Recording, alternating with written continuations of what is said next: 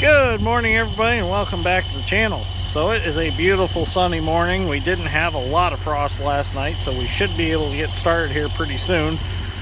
We've moved to another farm. There's a total of 75 acres between two fields. We're going to start in this field here, and then we'll have to move to the next part of the farm that's over on the other road. So these are some really good looking soybeans on this farm. These were my second earliest planted soybeans. The last ones that we cut were actually my latest soybeans, and them actually tested about 13%. But at this point in their life, the moisture has been judged by what the weather does. So now we're going to get back into some early planted ones, and the only reason we cut them was because we were already down that farm picking corn. So we thought, well, we'll just swap heads and do that. So I've had a lot of questions about what head I'm running on the L2, and if you haven't already, go back through my videos. One of my first videos was putting this head on this combine. So we'll go through it real quick. I'll tell you what the head is. So this head is a Case IH 1020 25-foot head. I took, for the real drive, I took everything off of my old Gleaner head and I put on this head. Let me try to get out of the sun here. That's kind of bad for video quality, but this is the hydraulic reservoir and the pump. Everything came off of a Gleaner head. What I done was the actual drive shaft is for a John Deere head, because John Deere's use the same spline shaft at the end, the fine spline shaft, and they use an 1 1/8" hex shaft on this end. So what I done was I went and got a sprocket and a hub, and I made a drive sprocket and put it on behind the yoke on the end of the shaft in order to make it run the hydraulic pump. So we'll go on the other side of the head. Dad's strength just got here, so he's got the tractor and grain cart. So over here, I ran the control wires for the speed of the reel over to here and plugged them in where they originally were on the combine. And my plugins were so bad on the combine that I just used trailer plugs. They work just fine. Just a RV style boat trailer plug, whatever you want to call them. So I took the original header control off of the old Gleaner head, which is the micro switch control, and oh, it's packed with stuff.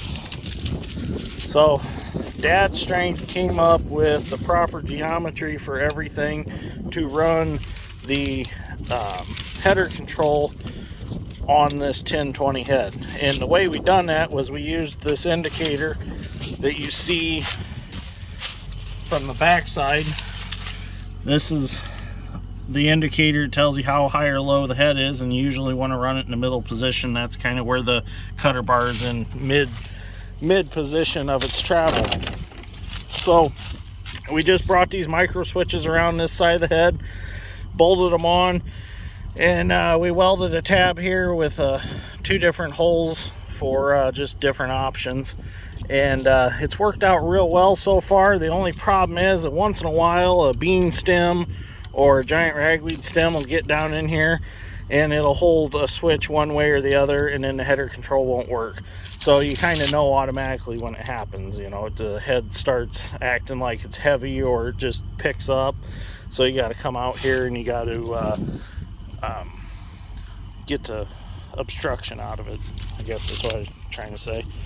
But so the only other thing is, when you pick the reel up, it picks the auger up when you pick it all the way up, and it will affect the header control, but that's with the reel all the way up. So you never do that under normal cutting position or cutting situations. You only do that when you're trying to clean the stuff that's caught in the ends of the reel out. So, which it's no big deal, because usually when you're doing that, you've already got your automatic header control disengaged anyways. So okay, so that's a little bit of information on the head. Dad's head is the same 1020 head, but his is a 20-footer, and he's got the pipe style reel. I have the old teardrop bat style reel, which I'd rather have the pipe style, just because they're easier to look through. So, but my other head is a 1063 Case IH corn head, if you're wondering. 6-row 1063. So, okay, let's get started cutting some beans today. Oh, and I guess I should add that this conversion on the combine, this is a permanent conversion. The only way I'd ever get to go back to Gleaner heads is if I took the torch or plasma cutter and done a bunch of cutting, because from here out is all new metal that we welded in, these side plates, and then this is an actual feeder house front off of a 1440 or 1460. I got it at Worthington Ag Parts, and we just hung it, got it where we wanted it, and then we filled in wherever we needed to seal it all around. And then we put these flat bar in here to take the twist out. If one side of the head's pushing or something, they push against these, and that keeps everything nice and square. Plus you got the strength of this too, so there's a lot of strength there. So it's all been really good so far. I've run it 3 or 4 years now with no problems at all, and it's worked really good. So okay, I'm gonna clean my windows and then we'll get cutting. Well, we were doing really good until the Gleaner decided that it was gonna eat that. Luckily, it got pinched in the front beater drum and didn't go any farther. It just broke the chain that runs the drum. It could be because I have the slip clutch deleted. That could be part of it, why it broke the chain. But so I'm gonna grab some chain out of my truck and we'll make a new chain, put on it. This chain's got a lot of age on it, so it's probably about time anyways. So I'm gonna go throw this rock in the neighbor's woods and we'll get back to cutting some beans. Oh, sausage brought lunch, so I gotta eat first. Yeah, so I'm gonna eat real quick and then we'll get back at it. Well, got up to my truck and I realized we're fresh out of 50 roller chain, so I had sausage drive me to the TSC. So we're gonna get some chain and get the combine fixed.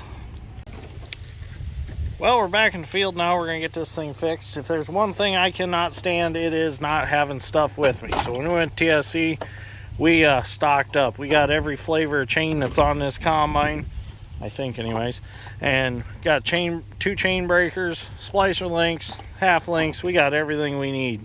So we're gonna get her put back together, and now we have stuff in the truck. I've got stuff at the shop, but that don't do no good when it's not in the truck. So I know you're probably saying, oh, that's China chain. Well, that's about all you can get anymore in this country is China chain, unless you special order it and wait like a month for it.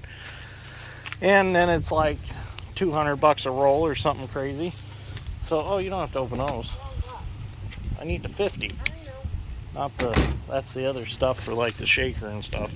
Okay, let's get the chain cut and get her put back together. Okay, there we go. We're ready to go again. Sausage helped me break a chain, get it put back on, got the splicer put back in. Used my pocket screwdriver from Pete. This thing has been a lifesaver. I'm glad he sure sent me some of these. These things are awesome. So between it and a pocket pry bar, there's not too much I can't do out of my pockets. So let's get back to cutting some beans. Okay, so we're ready to go back to cutting beans. Just unload my hopper. I'm gonna get back over to this other side of the ditch, and I'm gonna head down along the ditch here. It's gonna be interesting. This is where I ended up picking a rock up over here in this corner. So if you remember from this spring, these were all filter strips along these ditches, and we plowed them under because they were done with the program. They'd been in for like 15 years. So we brought the 4430 and the on-land 7 bottom plow and plowed them. I followed Dad around with the bobcat, picked up all the big rocks that I could find. Actually, some pretty nice beans. Usually how it goes after you take a field out of either hay or grass that's been grass for a long time, you get a pretty good crop off of it in the first year. Because I had time to actually recuperate, I suppose is what you could call it. I guess there are some places where they skip years farming to kind of give the ground a break. Or they leave a percentage of their ground lay. I think Welker Farms do it out in Montana, I think. I thought they said something about that at one time.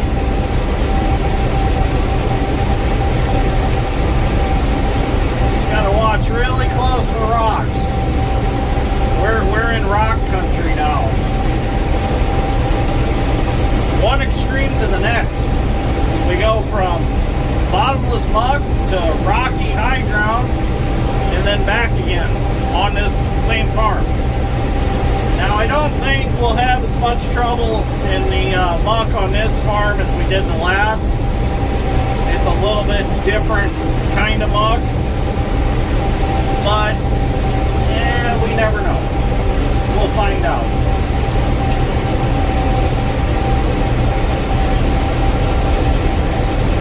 I just don't want to pick up another rock. The nice thing about the Gleaner combine is the auto-ejecting rock trap.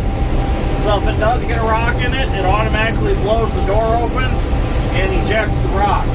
But you got to crawl under there in the bean dust and shut the door. So that kind of sucks. But at least the cylinder don't sit there and chew on the rock the whole time. So it goes and automatically flies right out of there. There's one rock.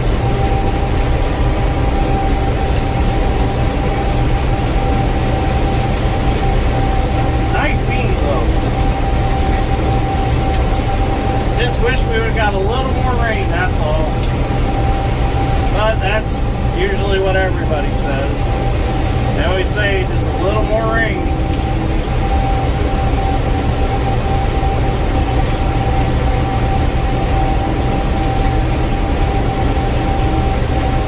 Got so tall that they fell over.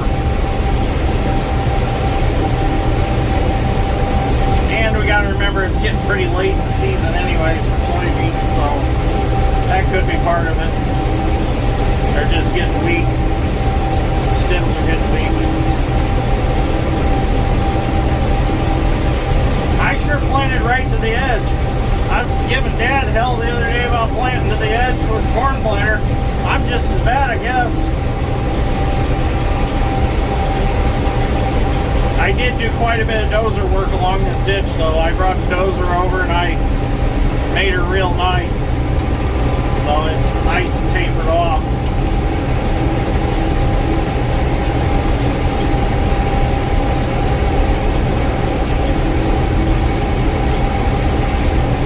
Now on this farm, the low muck spots, they've got tile in them and they got a ditch to them. And what would really help is in the one ditch, there's a big rock right in the bottom of the ditch. And I mean, this rock is huge. It's probably every bit of 12 foot long. And I found it when I was cleaning the ditch. And I started to dig around it. And there wasn't nothing I was going to do with it. I mean, it was the size of it was, well, bigger than my ditch bucket. And I kept scraping around and I realized the size of the rock. And I'm like, it's going to take such a big hole to get that rock dug out. But I think if I could get the rock dug out, I could gain another foot of fall. Maybe not a foot, maybe another 6 inches of fall in the ditch and drain the low spot a little more than what it is now. So I'm thinking about coming back to that and maybe getting that rock out someday. The rock is like right down there in like the deepest section of this ditch too. It's not the shallow part. That kind of makes it a little fair to get to. There's Dad over there cutting on the other side.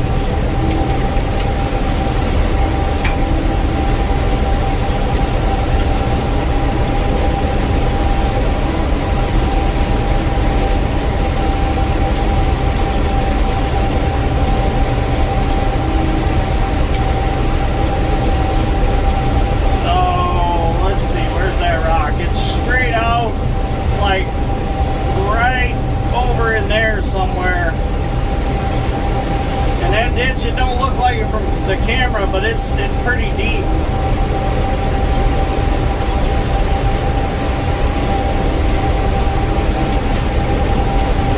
I would say that rock was probably the determining factor of how deep that ditch ended up being.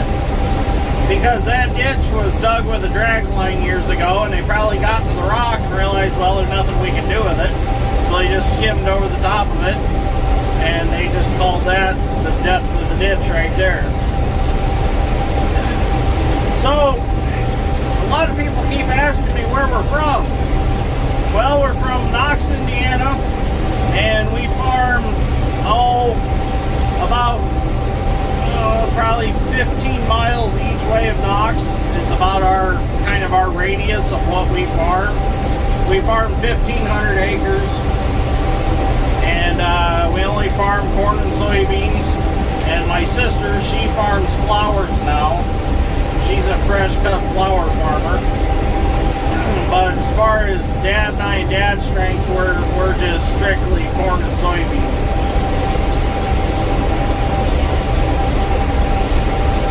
Next year, we're probably going to pick up some more ground, so that'll probably put us up around, I'm thinking around 1,700 acres. So, we're going to gain a little more. I don't know how much more we want. I mean, between the farming and excavating, it keeps us pretty busy. We got enough equipment. If we wanted to, we could farm 3,500 acres easily. But for right now, this is plenty.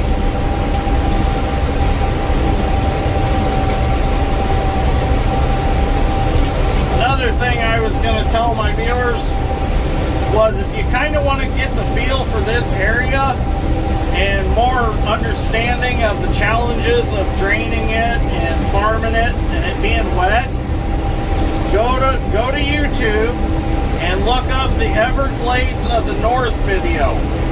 There is a video that's based on the Kankakee Marsh Valley area, which is the area that we farm.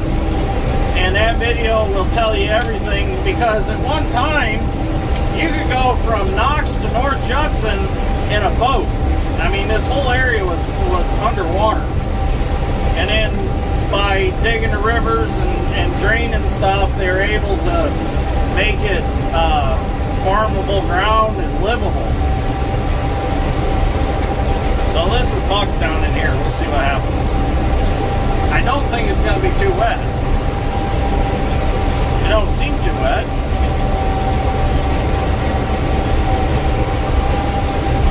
It's just soft. I might make it through it. Oh yeah. Look at that. Drove right through it. I was really worried about this spot, because they couldn't get over to spray it this summer because it was so wet. There are some beans in it though.